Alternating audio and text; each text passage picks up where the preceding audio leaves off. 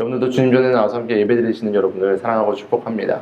어제 저희 제자반 1, 2기 분들 중에서 또 시간 되시는 분들이 함께 아우팅 나가서 국제성서박물관에서 저희가 성경의 이야기들과 또 말씀이 우리 가운데 어떻게 전달되었는지, 어떻게 번역되었는지, 또 믿음의 선진들이 어떻게 우리 가운데 성경을 전달했는지에 대해서도 함께 살펴보는 시간을 가졌습니다.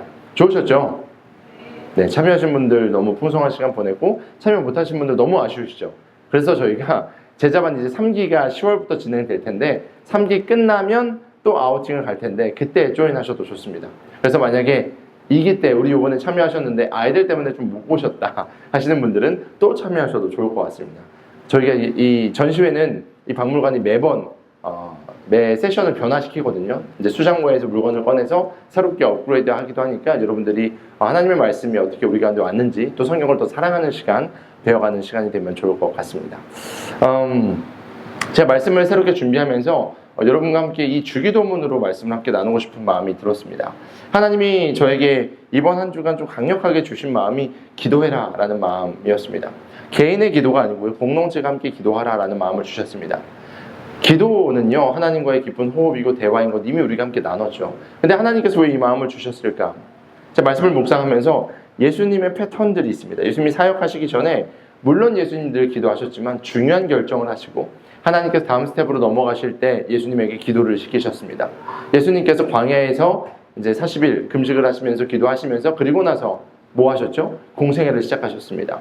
예수님의 제자들을 선택하시기 전에도 기도하셨습니다. 십자가를 지기 전에도 기도하셨죠. 그래서 기도하고 결단하는 것이 매우 중요한데 하나님이 우리 공동체 가운데 기도하라 말씀하셨기 때문에 우리가 함께 이 주기도문, 예수님께서 가르쳐주신 기도를 함께 살펴보면서 기도해야겠다라는 마음이 있었습니다. 여러분, 이 말씀을 쭉 살펴보면서 내가 하는 기도, 우리 공동체가 하는 기도가 그냥 우리가 일상으로 했던 기도가 아니라 정말 주님이 원하시는 기도의 패턴, 그리고 하나님께서 원하시는 그 기도의 깊은 호흡까지 나가는 시간 되기를 소망합니다. 저희가 이제 마태복음 6장 9절을 오늘 읽어주셨는데 전체 구절을 한번 읽었으면 좋겠어요. 우리가 5주간 나눠서 읽을 텐데 마태복음 6장 9절에서 13절까지 말씀 우리 세 번역으로 읽으니까 여러분이 이미 암송하고 있는 것과 약간 다를 수 있지만 우리 같이 천천히 한번 읽어보도록 하겠습니다. 함께 읽습니다. 시작. 이렇게 기도하여라. 하늘에 계신 우리 아버지, 그 이름을 거룩하게 하여주시며 그 나라를 영광하여 주시며 그 뜻을 하늘에서 이루신 같이 땅에서도 이루어주십시오. 오늘 우리에게 필요한 양식을 내려주시고 우리가 우리에게 죄 지은 사람을 용서하여 준 것 같이 우리에게도 용서하여 주시고 우리를 시험에 들게 하지 하시고 악에서 구하여 주십시오. 나라와 권세와 영광은 영원히 아버지의 것입니다. 아멘. 여러분, 이 시대를 살아가면서 우리에게 여러 가지 위기가 있습니다. 여러 가지 문제가 있습니다. 이 시대의 가장 큰 위기는 여러분 뭐라고 생각하십니까? 시대가 갖고 있는 위기 말입니다. 자, 뉴스를 보니까 이란에서 이제 전쟁은 끝낼 때가 됐다. 이란 측에서 먼저 이야기하더라고요. 전쟁과 분쟁이 이 시대의 큰 위기일까요? 아니면 급속하게 발달하는 AI와 함께 우리 가운데 정말 강력하게 이제 파고드는 소비주의와 세속주의가 위기일까요? 저는 개인적으로 여러 가지 상황과 환경은 늘 시대마다 위기였다고 생각됩니다. 한 번도 위기가 아니었던 적은 없습니다. 하지만 저는 이 시대의 정말 강력한 위기는 기도하지 않아도, 하나님 앞에 온전하게 예배하지 않아도, 주의 말씀을 읽지 않아도 아무런 불편 없이 신앙생활하는 신앙의 매너리즘이 정말 큰 위기다라고 생각됩니다. 문제가 있고 어려움이 있으면 우리는 무릎 꿇고 기도합니다. 하나님의 뜻이 무엇인지 말씀을 찾아서 읽습니다. 나라가 전쟁에 빠져 있거나 지금 분열 가운데 있거나 아니면 전 세계에서 자연재해가 있는 수많은 지역들을 보면요, 그 지역이요 아이러니하게 영적으로 부흥하고 있습니다. 왜요? 그들이 주님 앞에 무릎 꿇고 하나님이 원하시는 뜻대로 돌아오기 때문이죠. 근데 문제는 우리가 지금 이렇게 마음 편하게 예배드릴 수 있고 또 우리가 에어컨도 틀어놓고 조명도 켜고 마이크도 켜고 또 우리는 TV를 보고 있지만 LED 가득한 그런 예배당에서 마음껏 예배하고 온라인으로도 말씀 들을 수 있고, 이런 시대의 가장 큰 위기는요, 내가 하나님 앞에 무릎 꿇지 않아도 우리가 신앙생활을 할 수 있다는 것이 사실 가장 큰 위기라고 생각됩니다. 현대사회는요 정말 편리해졌습니다. 제가 2주간 유럽을 다녀오면서 사실 불편한 것이 없었습니다. 몸이 조금 불편했던 거 빼고는 사실 불편한 게 없었습니다. 비행기 앉아있으면 비행기가 저를 제 대륙간으로 이동도 시켜주고요. 돈도 환전하지 않았습니다. 그냥 카드로 이제 원하는 것으로 변환해가지고 긁기만 하면 이제 통화도 자유롭게 됩니다. 전화도요, 유심 뺐다 끼지 않았습니다. 이심으로 저는 핸드폰 하나로 이동하면서 하나도 문제없이 편리하게 이동을 했습니다. 시스템은 얼마나 정교해졌는지 모릅니다. 시스템은요, 우리가 살아가는 데 있어서 하나도 빠짐없이 정말 막힘없이 돌아가는 시스템 가운데 우리가 들어가 있습니다. AI는요, 제가 이제 학위도 받았지만 학위 받지 않아도 충분히 전문 지식과 전문 지식보다 더 깊은 지식을 알 수 있도록 문제 해결 방식도 엄청나게 빨라졌습니다. 관계와 물질, 이 대부분으로 어려움을 해결할 수 있는 시대에 우리가 살아가고 있습니다. 교회에서도 마찬가지입니다. 은혜롭고 훌륭한 설교가 인터넷에서 클릭만 하시면 넘쳐납니다. 세련된 찬양과 세계적인 신학과 신앙훈련 여러분 원하시면 얼마든지 받으실 수 있습니다. 프로그램이 넘쳐납니다. 그러다 보니까요, 내가 있는 자리에서 큰 부담 없이 편리하게 정말 신앙을 소비하는 시대에 우리가 살아가고 있습니다. 내가 겉으로는 열심히 살아가는 것처럼 보이는 그리스도인으로 내가 얼마든지 나를 치장할 수 있습니다. 크리스천 키링들이 얼마나 많은지 몰라요. 좋은 티셔츠와 좋은 모자도 얼마나 많은지 모릅니다. 내가 인스타그램에 좋은 말씀 구절 붙여넣으면요, 내가 하나님 앞에 치열하게 싸움하지 않아도 나는 괜찮은 크리스천처럼 살아갈 수 있는 시대가 되었습니다. 그런데 문제는 이 시대가 그냥 왔냐는 겁니다. 사실 앞선 부모 세대 그리고 선배 세대의 눈물과 헌신으로 그들의 목숨 바친 신앙의 싸움으로 맺어진 영적인 유산을 사실 우리가 따먹고 있다는 사실을 우리는 망각하고 있습니다. 제가 어렸을 때 이제 부모님 따라 기도원에 가면 다들 뭐 하셨냐면 노트를 딱 피십니다. 조그만 노트를 딱 피시면 빼곡하게 사람들 이름이 써 있습니다. 각자의 이름들과 기도 제목들, 교회 집사님, 권사님, 장로님, 목사님, 또 사역자들, 선교사님들 기도 제목들이 빼곡하게 적혀 있는 그 수첩을 피고 밤새 눈물로 기도하던 부모님의 세대를 저는 기억을 합니다. 실제로 철야 예배 드리면요, 저녁 먹고 교회 가면요, 사람들이 교회에 가득가득했습니다. 그러면요, 진짜 철야로 예배를 드립니다. 예배 시작은 한 8시부터 하면요, 다음날 동이 틀 때까지 말씀 전하고 기도하고 찬양하고 말씀 전하고 기도 찬양하고 새벽까지 했습니다. 그러다가 또 집에 돌아가시면 그 철야를 또 철야하시는 권사님들 계세요. 장의자에 앉아서 주무시고 갑자기 주섬주섬 떡을 꺼내셔가지고 떡을 나눠 드시다가 또 옆에서 기도하시다가 또 귤을 꺼내서 드시다가 기도하시다가 교회 자체에서 완전 삶을 사시면서 기도하시는 분들도 계셨습니다. 목사님이 말씀 전하시면요, 이제 1층 기도실에는요, 말씀 전하는 그 시간 내내 목사님을 위해서 중보기도 해주시는 어른들이 계셨습니다. 그 사이에서 웅크려 기도하고 잠들고, 제가 학생 때는 그때 밤새 드럼 치고 찬양하고 그랬던 저의 모습들도 생각이 납니다.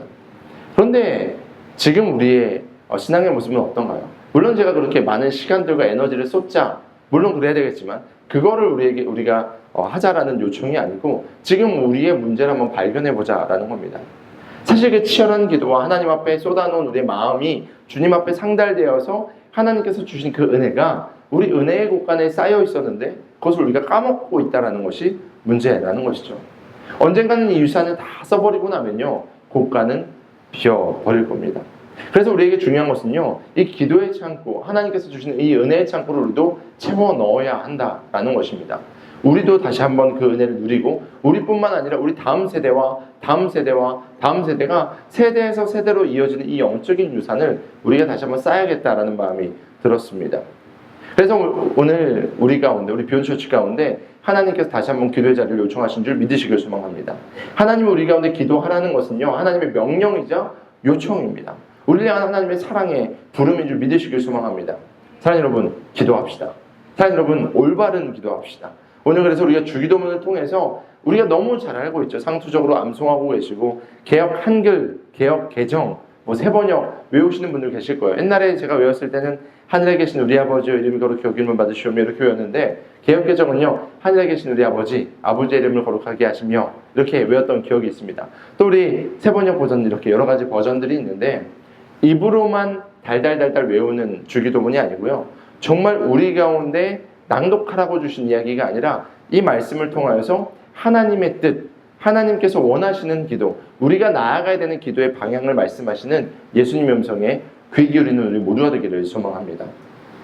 예수님 당시의 종교 지도자들은요, 사람들에게 보이려고 길거리 어귀에서 손을 높이 들고 거룩하게 기도했습니다. 하나님, 야훼여 이러면서 기도했습니다. 내가 저 이방인과 같지 않음을 감사합니다. 내가 하나님 이렇게 살아갈 수 있게 하시니 감사합니다. 내가 이 율법들을 지키게 하시니 감사합니다. 이게 바로 종교 지도자들의 기도의 모습이었습니다. 이방인들은 기도할 때 어떻게 했냐면요, 신을 설득하기 위해서 화려한 말들을 쏟아부었습니다. 그리고 그의 마음을 달래기 위해서 막 중언부언하듯이 어쩌면 주문을 외우듯이 기도한 내용들도 성경을 통해서 볼 수가 있습니다. 그들의 기도는요, 종교적인 전시물이었고요, 거래의 수단이었다라는 것을 볼 수 있죠. 근데 그 자리에 예수님께서 오늘 말씀을 통하여서 우리 가운데 하시는 그 음성을 듣길 소망하는데요, 마태복음 6장 8절 말씀을 우리 같이 한번 읽어보도록 하겠습니다. 우리 마태복음 6장 8절 함께 읽습니다. 시작. 그러므로 그들을 본받지 말아라. 하나님 너희 아버지께서는 너희가 구하기 전에 너희에게 필요한 것이 무엇인지 알고 계신다. 아멘. 여러분, 기도라는 게 기독교에만 있을까요? 기독교뿐만 아니라 모든 종교에 다 있습니다. 심지어 종교가 없다라고 말하는 사람도 기도합니다. 문제가 생기거나 정확히 원하는 게 있으면요, 소원이라는 걸 해요. 그러면서 그 소원을 바라면서 자신도 모르게 사모하면서 기도합니다. 그게 신이 되었든 내가 되었든 그 대상이 되었든 우리는 무엇인가 바랄 때 기도합니다. 그게 인간이 기도하는 모습입니다. 그러니까 기도를 한다고, 기도의 행위를 한다고 다 하나님께서 원하시는 기도, 하나님께 상달되는 기도를 하는 것이 아니라는 것을 저희는 알 수 있습니다. 그래서 우리는요, 오늘 주기도문을 통해서 우리가 가야 되는 기도의 길을 찾고자 합니다. 기도함이 어떠한 의미이고 함께 깊이 기도에 대해서 고민하면서 하나님께서 우리 가운데 원하시는 기도의 모습을 함께 살펴보고자 합니다. 예수님께서 앞서서 이렇게 말씀하셨습니다. 너희는 이 앞에 있는 것들을 본받지 말아라 라고 말했습니다. 너희는 다른 종교인들이나 이방인들의 기도를 본받지 말고, 그리고 나서 오늘 본문에 너희는 이렇게 기도하라 라고 분명하게 말씀하십니다. 너희는 이렇게 기도하라. 그러니까 기도하라 그러니까 우리 가운데 또 드는 생각이, 기도의 방식, 테크닉을 말씀해 주시는구나 라고 생각할 수 있지만, 사실 예수님께서 우리 가운데 말씀하신 너희는 이렇게 기도하라 라는 의미는요, 기도의 테크닉이 아닙니다. 주기도문을 쭉 살펴보면 전체적으로 어떤 의미냐면, 우리가 지금 어느 위치에 있고 누구에게 기도하고 어떻게 하나님 앞에 잘못되었던 기도들을 세워가야 되는지를 예수님께서 말씀하시는 겁니다. 앞서서 잘못된 기도를 말씀하시면서 사실 너희도 이렇게 기도하고 있지 않니? 기도의 재단이 무너졌는데 하나님이 받으시는 재단, 하나님이 받으시는 기도가 이런 거야. 너희는 이렇게 기도해야 돼 라고 말씀하십니다. 저희가 5주 정도 말씀을 함께 나눌 텐데요, 혹시 여러분 가운데 무너진 재단에 돌들이 있으면요, 하나씩 쌓아보시기 바랍니다.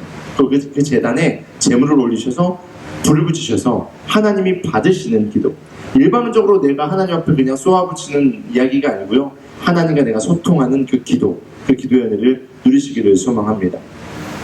우리 마태복음 6장 9절 전반절 말씀이 이렇게 시작됩니다. 함께 읽어봅시다. 시작. 그러므로 너희는 이렇게 기도하여라. 하늘에 계신 우리 아버지. 예수님께서 우리 가운데 주기도문, 그러니까 로드 프레이어인데요, 주님께서 이렇게 기도해 라고 말씀하시면서 가장 먼저 우리 가운데 기도의 대상에 대해서 말씀하십니다. 우리는요, 누구에게 기도합니까? 아버지께 기도합니다. 아버지. 근데 이 아버지라는 단어가 매우 중요합니다. 그 당시에 신에게 기도하는 것은요, 신은 전능자였습니다. 신은요, 주인이었습니다. 신은요, 심판하는 존재였습니다. 그러니까요, 그 신에 대해서 호칭할 때요, 심판주시오, 주인이시오, 전능자요 라고 기도하는 것이 일반적이었어요. 근데 예수님께서 지금 첫 부름을 뭐라고 하셨습니까? 아버지입니다. 하늘에 계신 우리 아버지, 아버지. 지금 예수님께서 아버지라고 말씀하시는 이 이야기, 근데 우리가 이 아버지라는 단어를 보면요, 여러분 마음 가운데 딱 떠오르는 이미지들이 있을 겁니다. 아마 여러분에게 떠오르는 이미지는 여러분의 육신의 아버지의 이미지가 떠오를 겁니다. 그래서 우리 아버지에 대한 자아상이 왜곡되어 있는 경우들이 좀 있습니다. 아버지가 따뜻함이나 쉼이나 보호나 사귐의 이미지를 갖고 있기보다는 결핍이나 상처나 다툼이나 때로는 부재의 경우가 있을 수도 있습니다. 근데 성경에서 말하는 아버지는요, 그런 육신의 무너진 아버지의 모습이 아니고요, 완전하신 아버지의 모습입니다.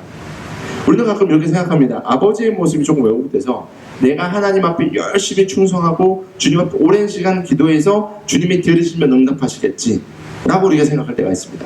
때로는 하나님 앞에 내가 죄 지었는데 또 하나님 앞에 벌 받겠구나, 내가 하나님께서 기뻐하시지 못하는 것을 선택했는데 하나님은 나를 미워하시겠구나, 엄격하게 나를 혼내시겠구나 라고 생각할 때가 있습니다. 사실 이 두 가지의 생각은요, 물론 죄에 대한 부분들이나 하나님 앞에 두려움을 갖는 것은 맞지만 사실 이 고백들은 왜곡된 아버지상을 갖고 있는 사람들의 고백입니다. 하나님 앞에 기도하고 하나님 앞에 나아간다는 것은요, 혼날까봐 전전긍긍하는 그런 모습이 아닙니다. 하나님 앞에 제발 기도 좀 들어주세요 하고 듣지 않는 아버지에게 벽을 대고 말하는 모습들도 아니라는 거죠. 우리 가운데 있는 이 두려움의 모습이나 고아된 마음이 깨어지길 소망합니다. 하나님은요, 진짜 우리 가운데 참 아버지, 우리의 작은 신음에도 응답하시고, 아까 창원 형제 기도한 것처럼 날아가는 새와 들에 있는 백합화도 먹이시는 그분이 당연히 우리를, 더 귀한 우리를 책임지신다라는 것을 기억하셨으면 좋겠습니다. 이제 저희 할아버지가 계시는데요, 이제 천국 가셨는데 저희 할아버지는 저랑 성이 다르셨습니다. 저희 아버지는 조 씨인데 저희 할아버지는 진 씨였어요.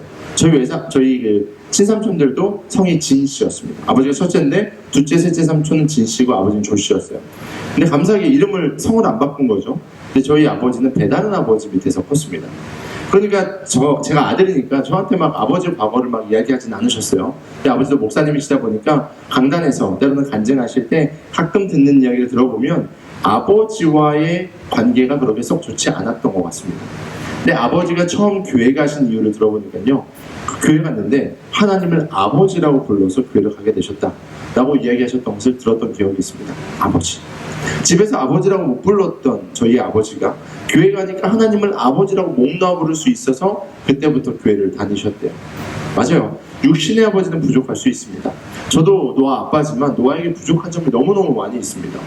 그래서 때로는 우리도, 아니면 우리 아버지가 우리에게 왜곡된 아버지상을 심어 놓을 수 있습니다. 이게 인간의 죄성이죠. 인간의 부족한 모습이죠. 하지만 하나님께서는 성령을 통해서 진짜 아버지가 어떤 분이신지 말씀하셨고, 내가 너의 그런 아버지야 라고 말씀하십니다. 하나님은 우리의 참된 아버지의 원형임을 믿으시길 소망합니다.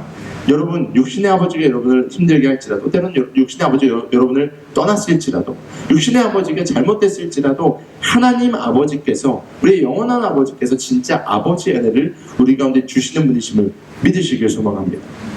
성령의 대표적인 아버지의 모습은요, 여러분이 잘 아시는 누가복음 15장의 탕자의 비유에 나와 있습니다. 생각해보세요. 두 아들이 있었는데 첫째는 열심히 아버지 밑에서 아버지의 일을 돕습니다.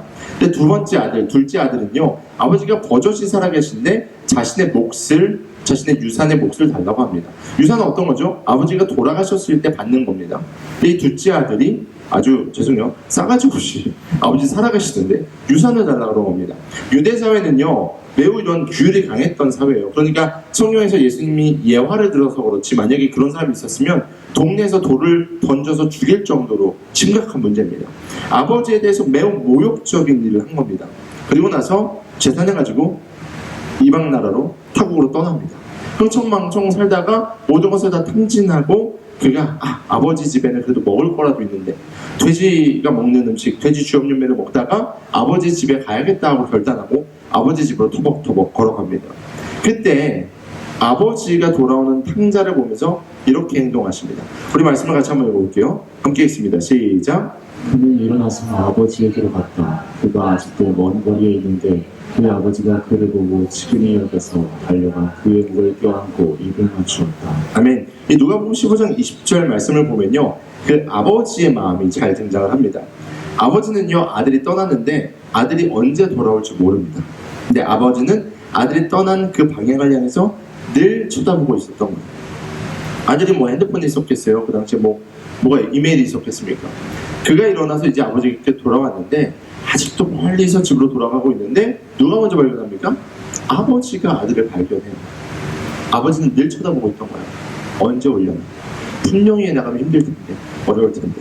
멀리서 보고 나서 아버지께 막 달려옵니다. 달려오면 그 당시에 이스라엘 옷이 우리가 이렇게 투피스로 된 것이 아니고요, 이렇게 약간 천을 감싸는 형태였어요. 허리띠도 있었어요. 달려가니까 막 속옷도 보이고, 옛날에 다윗이 춤췄던 것처럼 그런 모습이 막 드러났을 거예요. 그 당시에 이스라엘 문화는요, 체면 문화가 우리나라랑 비슷하게 강했습니다. 체면이고 뭐고 신분이고 뭐고 다 던지고 달려갑니다. 거의 맨발로 달려갔을 거예요. 그리고 나서 그 아들을 껴안는데, 아들이 지금 돼지를 치다가 거의 거지처럼 살다 왔어요. 냄새가 나죠? 오물이 묻어 있었을 겁니다. 만약에 그가 오다가 동네 사람들에게 발견되면요, 동네 사람들이 돌을 던졌을 거예요. 저 봐라, 너 아빠한테 그렇게 하더니 잘됐다. 율법에 의하면 아버지, 부모님께 반역하는 거는 돌 맞을 죄거든요. 돌 던졌을 겁니다. 근데 아버지가 그런 아들, 돌 맞아 죽을 수도 있고 사람들에게 모욕당할 수 있는 그 아들을 보고 먼저 달려가서 안아주는 겁니다. 보세요. 내 옷에 다 더러움이 묻습니다. 어제 제가 노아랑 짜장면을 먹었는데 노아가 왼쪽에 앉았거든요. 어제 제가 집에 돌아서 옷을 갈아입는데 여기에 짜장면이 이렇게 묻어있는 거예요. 이게 아버지거든요. 온갖 오물이 아버지의 옷에 묻습니다. 눈물 콧물을 흘렸겠죠, 아들이. 아버지는 그 아들을 닦아주고 나서 가장 좋은 옷을 입히고 가장 좋은 것을 먹이고 손가락에 그 아들을 상징하는 반지를 껴주고 제일 좋은 신발 신겨줍니다. 이게 아버지라는 거예요. 엄청 감동스러운 장면 아닙니까? 저는 이 예수님의 비유를 보면서 하나님 아버지가 우리를 어떻게 바라보시는가를 다시 한번 상상하게 됩니다. 자녀됨의 회복, 이것이 바로 아버지가 우리 가운데 원하시는 모습이라는 거죠. 우리 하나님 아버지께 기도한다는 것은요, 그 아버지가 동일하게 우리가 탕자된 모습으로 한 주간 아니면 하나님 앞에 기도하기 직전까지 문제 가운데 있다가 터벅터벅 걸어오면 먼저 끌어안으셔서 우리를 회복시키시는 분이시다라는 것을 예수님은 말씀하신 겁니다. 우리가 하나님 앞에 나아갈 수도 없습니다. 왜냐하면 우리 죄인이기 때문이죠. 하나님은 선이시기 때문이죠. 그런데 예수님께서 십자가에서 우리를 위해서 피 흘려 죽으심으로 말미암아 우리와 하나님 사이에 있는 막힌 담을 허무셨습니다. 그래서 우리가 이제 하나님을요 아빠라고 부를 수 있게 되었다. 성경은 말하고 있습니다. 갈라디아서 4장 6절입니다. 함께 읽습니다. 시작. 그런데 여러분은 자녀임으로 하나님께서 그 아들의 영을 우리의 마음에 불어주셔서 우리가 하나님을 아빠 아버지라고 부를 수 있게 하셨습니다. 중요한 구절이 있습니다. 하나님께서 그의 아들의 영을 우리 가운데 보내주셨다. 아들의 영을. 사실 우리 가운데는요 고아된 영, 죄인된 영이 있었습니다. 사단이 우리 가운데 자리 잡고 있었죠. 근데 성령께서 우리 가운데 임하셔서 우리 가운데 아들의 영을 부어주셨어요. 그래서 우리가 뭐라고 부를 수 있게 됐다고? 하나님을 아빠라고 부를 수 있게 됐답니다. 우리 말씀을 한 장 더 보겠습니다. 로마서 8장 말씀인데요. 같이 한번 읽어봅시다. 시작. 여러분은 또다시 두려움에 빠뜨리는 종살이의 영을 받은 것이 아니라 자녀로 삼으시는 영을 받았습니다. 그래서 우리는 그 영으로 하나님을 아빠, 아버지라고 부릅니다. 아멘. 중요합니다. 종살이의 영이 우리 가운데 있었는데 우리 가운데 어떤 영이 왔습니까? 자녀 삼은 영이 오셨다라고 말씀하고 있습니다. 여러분 기도하는 데 있어서 하나님이 아버지라고 고백되지 않을 때 여러분 믿음으로 이 말씀을 기억하시길 소망합니다. 사단은요 우리가 하나님의 아들로서 하나님의 자녀로서 기도하지 못하게 거짓된 것을 집어넣습니다. 우리가 종의 영, 자녀되지 않은 종살이의 영을 우리 가운데 집어넣는 거죠. 근데 성경은 말합니다. 우리 가운데 어떤 영이 임했다? 아들의 영, 양자 영이 임했다라고 말합니다. 여기서 말하는 아빠, 아버지는요 아람어예요. 우리나라에서 아빠, 아버지 부르는 것과 동일한 겁니다. 근데 여기서 아빠라는 이 단어는요 조금 더 친밀한 의미입니다. 아버지, 아버님 하는 것보다 아빠 부르는 게 더 가깝잖아요. 누가 저한테 아버지, 그럼 좀 어색할 것 같아요. 아직까지 저한테 아버지라고 부른 적이 한 번도 없습니다. 허물 없이 그냥 아빠라고 부르는 거죠. 우리가 이제 하나님은요 하나님 아버지 정도가 아니고요 하나님 아빠라고 부를 수 있게 되었다라고 성경은 말하고 있습니다. 종은요 자신의 쓸모를 눈치 봅니다. 내가 지금 주인 앞에 나아가면 주인이 내가 나아갔을 때 기분이 상하지 않을까? 분위기 괜찮을까? 내가 일을 다 했던가? 지금 주인이 뭐가 필요하지? 이런 것을 살핍니다. 이게 종의 영입니다. 근데 아들은요 아빠의 기분과 환경과 상관없이 달려듭니다. 제가 무릎을 좀 다쳤거든요. 수술을 좀 해야 되는데 노아는요 아빠 무릎 다친 것과 상관없이 이렇게 이야기합니다. 아빠 안아주세요. 무릎을 다쳤던 뭐든 아들은 이렇게 얘기할 수 있는 겁니다. 사랑하는 여러분, 하나님은요 우리의 어떠함을 살펴보시는 것이 아니고 우리의 존재를 아들로 보심을 믿으시길 소망합니다. 우리의 존재를 사랑하는 딸로 보심을 믿으시길 소망합니다. 그래서 우리 가운데 필요한 것은요 확신입니다. 안식입니다. 우리 아빠가 나를 안아주실 거야. 우리 아빠가 내 기도를 들어주실 거야. 예수님은요 우리 가운데 계산하거나 하나님 앞에 정성을 쏟아야 돼 이게 아니고 하나님 앞에 확신을 가지고 주님 앞에 안식하라 라고 말씀하고 계심을 믿으시길 소망합니다. 그렇다면 왜 예수님은 이 아버지에 대해서 굳이 수많은 수식어가 있는데 굳이 하늘에 계신다는 말을 붙이셨을까요? 하늘에 계신. 이 부분을 이해하기 위해서는요 성경에서 말하는 하늘에 대한 신학적인 의미를 조금 더 알아야만 합니다. 성경은요 하늘을 이야기할 때 그냥 대기권, 성층권 이렇게 이야기하는 물리적인 하늘을 이야기하지는 않습니다. 성경에서 하늘을 이야기할 때 주로 사용하는 것들은요 초월성, 거룩성 그리고 하나님의 주권을 상징할 때 그분은 하늘에 계시다라고 이야기합니다. 초월성과 거룩하심과 주권을 이야기할 때 하늘을 이야기한다라고 말씀드렸습니다. 이제 솔로몬이 그렇게 하나님이 거하시는 성전을 짓고 싶었습니다. 성전을 열심히 지어요. 엄청 화려하고 멋있게 짓습니다. 그리고 나서 이제 하나님 앞에 그 성전을 봉헌하는 예배를 드릴 때 솔로몬이 이렇게 기도를 했습니다. 제가 한번 읽어드릴게요. 그러나 하나님께서 지금 이제 성전을 하나님 봉헌하는 거예요. 엄청나게 화려하게 멋있게 지은 성전이 있는 거예요. 잘 들어보세요. 그러나 하나님께서 땅 위에 계시기를 우리가 어찌 바라겠습니까? 저 하늘 위의 하늘이라도 주님을 모시기에 부족할 터인데 제가 지은 이 성전이야 더 말하며 무엇하겠습니까? 이게 무슨 뜻이냐면요, 인간이 아무리 최선을 다해서 멋있게 지은 그 자리에 하나님은 가둘 수 없는 분이심을 우리가 알고 있습니다. 하나님은 너무 높으신 분이고 이 모든 세상 만물을 창조하시고 주관하시는 분이시기 때문에 하늘 위에 하늘보다 더 높으신 분이십니다. 거기도 당신의 담기에는 모자랍니다 라는 고백을 지금 누가 하고 있어요? 솔로몬이 하고 있는 겁니다. 보세요. 앞에는 지금 아버지라고 말하면서 엄청 친밀하고 친근함을 이야기했지만 예수님께서 하늘에 계신이라고 말씀하시면서 여기에서 하나님이 어떤 분이신지를 다시 한번 이야기하고 있는 겁니다.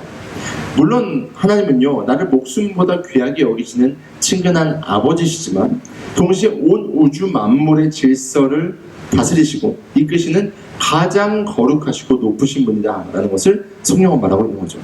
하늘의 주인, 하늘의 주권자, 온 세상 만물의 주인이신 그분.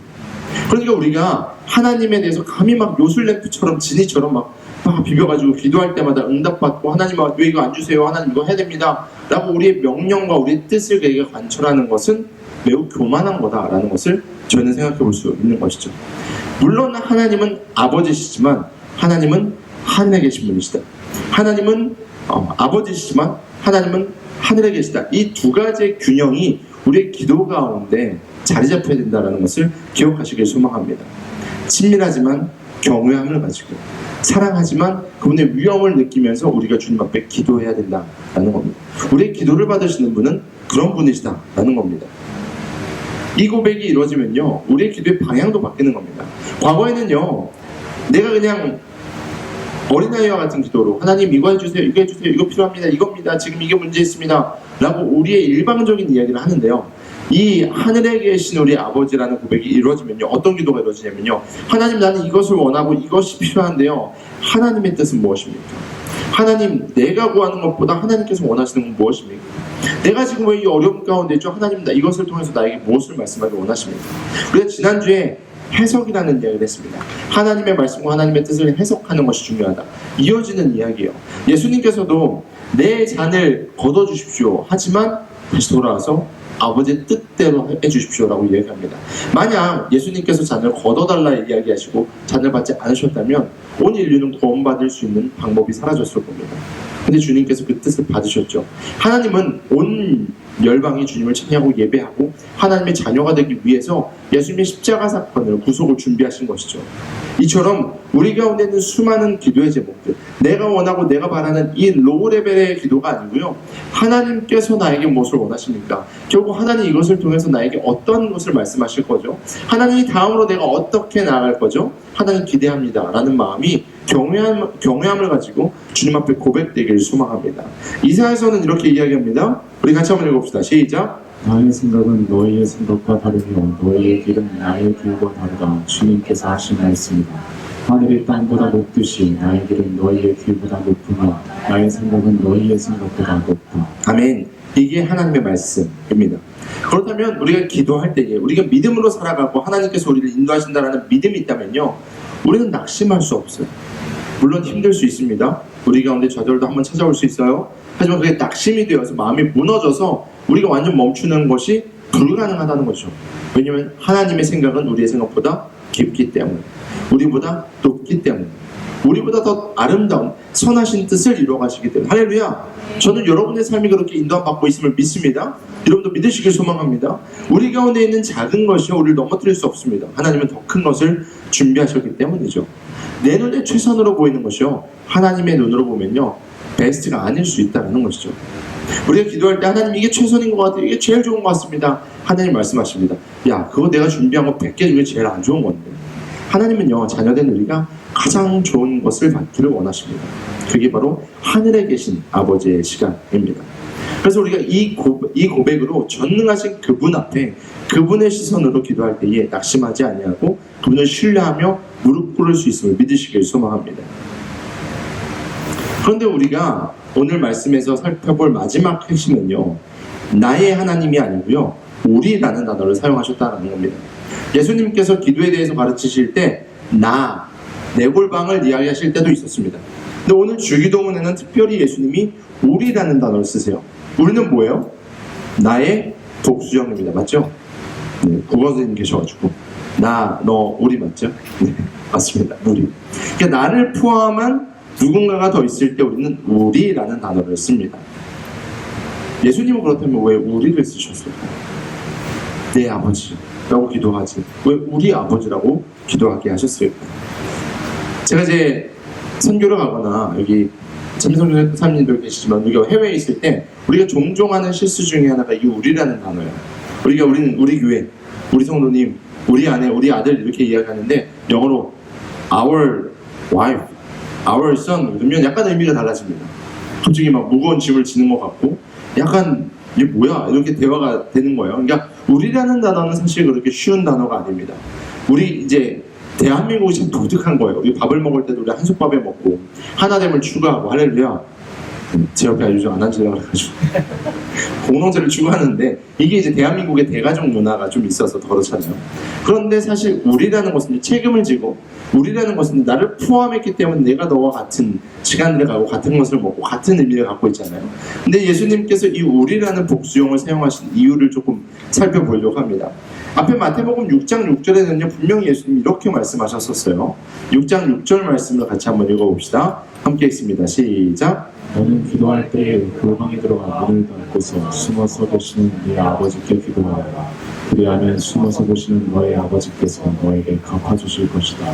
지금 이 말씀은요 혼자 조용히 골방에서 기도하라 라는 기도의 또 골방의 모습을 설명하십니다. 근데 예수님께서 너희는 하나님께 이렇게 기도해야 돼 그러면서 기도를 수정해 주시고 제가 말씀드렸죠. 무너진 제단을 세워서 기도하는 방식을 가르쳐 주시는 주기도문에는 전혀 다른 이야기를 하고 계십니다. 근데 여기는 매우 중요한 영적인 의미가 있습니다. 오늘날 이 시대의 가장 치명적인 약점 중에 하나가요 극단적인 개인주의입니다. 극단적이에요. 오로지 나의 만족과 나의 안정과 나의 이야기를 중요시 여기는 이야기를 우리가 많이 보게 됩니다. 심지어 이제 학교를 보낼 때도 여기 학부모님들 계시는데 내 자녀가 불편하면 선생님들까지도 막 고소하고 옆에 있는 학생들도 막 처벌하는 그런 시대를 살아갑니다. 지극히 극단적인 나의 모습들. 얼마 전에 뉴스를 보니까 또 비행기에서도 내 옆자리에 누가 이미 자리를 잡았음에도 불구하고 그 옆에 있는 사람들 내 옆에서 불편하다고 막 컴플레인 걸어서 컴플레인 건 그 사람이 쫓겨나는 사건도 있었습니다. 그러니까 지극히 극단적인 나를 살아가는 이 시대 가운데 우리라는 것이 매우 중요한데 신앙적으로도 이 지극히 극단적인 이기주의가 빠져들었다는 거죠. 근데 가만히 보세요. 태초부터 하나님은 성부, 성자, 성령께서 공동체를 이루셨습니다. 그리고 분명히 아담도 혼자 있는 것이 좋지 않았다라고 말씀하셨습니다. 하나님은요 우리를 처음부터 공동체로 지으셨어요. 이게 하나님의 속성입니다. 사탄은요 끊임없이 우리를 잘라놓고요 개인 너가 제일 아름다워 너가 최고야 라고 이야기합니다. 오늘 이 시대 가운데 우리 영적인 영역들도 동일하게 침범받고 있습니다. 나만 은혜 받고 내 가정만 평안하면 돼. 내 직장만 잘 되고 나만 성공하면 기도에 응답받은 거야. 아니요. 하나님은요 내가 아니라 우리라고 말씀하셨습니다. 내가 잘 되더라도 옆에 있는 사람이 굶어 죽고 있다면 이것은 문제가 있는 겁니다. 하나님께서 나에게 주신 것은 흘려보내라고 주신 것이 될 수 있습니다. 나는 기도할 수 있는 에너지와 체력이 가득하고 하나님의 충만한데 옆에 있는 사람은 시험에 들어서 기도하지 못하면 이 사람을 위해서 중보하라고 주신 우리 가운데 영적인 충만함 흘려보내야 되는 것이죠. 사단은요 끊임없이 나에 빠지도록 교회에도 동일한 이야기를 집어넣고 있습니다. 기도마저도 내 개인의 욕망을 충족하기 위한 폐쇄적인 개인의 신전이 되어버렸다라는 것을 보게 됩니다. 그래서 예수님께서는요 이 기도의 첫 문장, 저희가 오늘 첫 문장만 본 거거든요. 첫 문장에 이렇게 말씀하신 겁니다. 너로부터 벗어나서 우리로 가야 돼. 내가 아니라 우리가 돼야 돼. 하나님은 나의 하나님이 아니라 우리 하나님이야 라는 것을 말씀하신 겁니다. 제가 이제 선교 현장이나 이제 국제 모임을 참여하다 보면 이 하나님을 아버지로 고백하는 우리가 있다는 게 얼마나 귀한지 모릅니다. 제가 지난주에 한 모임에 초청받아서 갔는데 거기에 캐나다 이제 목회자부 성교사님 부부가 계셨고요. 바로 건너편에 미국 성교사님 계셨고 또 우측에 브라질 성교사님 부부가 계셨습니다. 언제 봤다고? 처음 봤는데 다 어색하잖아요. 근데 우리는 이렇게 이야기합니다. 브라더 시스터. 브라더랑 시스터예요. 뭐 처음 봐도 막 음식 막 나눠주고 막 서로 블레싱 해주고 뭐 어떤 기도 제목 있냐고 물어보고. 왜 그래요? 아빠가 같으니까. 하나님 아버지가 우리와 우리 아버지 되시기 때문입니다. 우리가 믿는 신앙이요 동일하기 때문이요. 그래서 우리는요 형제요 자매요 지체라고 이야기할 수 있는 겁니다. 지체는요 함께 기뻐하고 함께 울어줄 수 있는 사람입니다. 그래서 우리는요 외롭지 않습니다. 고린도전서 12장 26절은 이야기합니다. 함께 읽습니다. 시작. 한 지체가 고통을 당하면 모든 지체가 함께 고통을 당합니다. 한 지체가 영광을 받으면 모든 지체가 함께 기뻐합니다. 기도할 때 하늘에 계신 우리 아버지라는 고백은요 이 이야기를 하는 겁니다. 하나님, 내가 기도하는데 나의 이러한 어려움도 있는데요. 내가 옆을 돌아보니까 우리 목장에, 우리 교회에, 우리 목사님에게, 아니 우리 함께하는 선교사님에게 이런 어려움이 있다고 합니다. 하나님, 임하여 주세요. 하늘에 계신 주님께서 역사하여 주세요. 하나님, 우리의 생각보다 더 깊으시고 아름다운 뜻을 이루어주세요. 라고 기도할 수 있는 것이 우리의 자세가 되어야만 합니다. 그래서 제가 서두에 말씀을 나누기 전에 광고했던 것처럼 어려움을 당하는 가정이 있습니다. 함께 울어주고 함께 위로하길 소망합니다. 이게 기독교가 갖고 있는, 이게 하나님의 백성이 있는 강력한 힘입니다. 우리가 왜 온 키즈 아이들에게 우리 마음을 쏟고 우리의 물질을 쏟고 우리의 시간을 쏟아서 그 아이들을 돌봐줄까요? 그 아이들 역시도 우리 하나님 아버지의 자녀들이기 때문입니다. 이게 우리의 신앙의 고백, 우리의 기도의 고백인 것이죠. 말씀을 정리합니다. 사랑하는 비욘드 가족 여러분, 오늘부터 우리가 주기도문을 통해서 우리의 기도의 재단을 다시 한번 쌓아가려고 합니다. 중요한 것은요, 기도의 재단을 이론적으로만 쌓는 것이 아니고 기도하는 겁니다. 만약 혼자 기도하는 것이 어려우시면요, 우리 금요일날 리빙룸 워십, 그때는 우리가 너무 어려운 형식이나 무겁게 예배하지 않습니다. 함께 모여서 서로의 기도 제목을 나누고 같이 동그랗게 모여서 함께 기도하는 시간을 갖습니다. 거실에 모여서 형제자매가 나누는 것처럼 말입니다. 여러분, 잠옷 입고 오셔도 돼요. 편안하게 슬리퍼 신고 반바지 입고 오셔도 됩니다. 문제는 기도 안 한다는 거죠. 기도해야만 합니다. 만약에 우리 주변에 지금 우리 비욘드 가족들 중에서 벌써 한 7, 8명이 오늘 예배 안 드렸거든요. 중보해야겠죠. 무너진 신앙이 회복될 수 있도록, 그들 가운데 하나님의 나라가 임할 수 있도록, 그들 가운데 분명히 어려움이 있을 텐데, 그러면 신앙적인 뭔가 매너리즘에 빠져 있을 텐데 하나님 깨워주세요 라는 기도를 우리가 해야겠죠. 그래서 하나님께서 우리에게 기도하라 라고 말씀하셨을 수도 있습니다. 예수님께서 가르쳐 주신 기도를 우리가 기도할 때 저는 감히 믿음으로 선포합니다. 우리 5주 지나서 6주 차에 받은 은혜를 한번 나눠봤으면 좋겠습니다. 우리가 기도하면요 역사가 일어납니다. 믿으십니까? 저는 확신합니다. 기도하면 역사가 일어나요. 기도 안 하면 안 일어납니다. 기도하면요 악한 영이 무너집니다. 믿으십니까? 악한 영이 떠나갑니다. 기도하면 회복됩니다. 저는 믿습니다. 그래서 우리가 이번 5주간 한번 기도해보는 겁니다. 우리가 디핑 루트라는 이야기 했는데요. 뿌리가 깊어진다는 것은요, 말씀을 많이 보고 뭔가 행사를 많이 하고 이 정도가 아니고요, 정말 그 영양분을 빨아먹는 겁니다.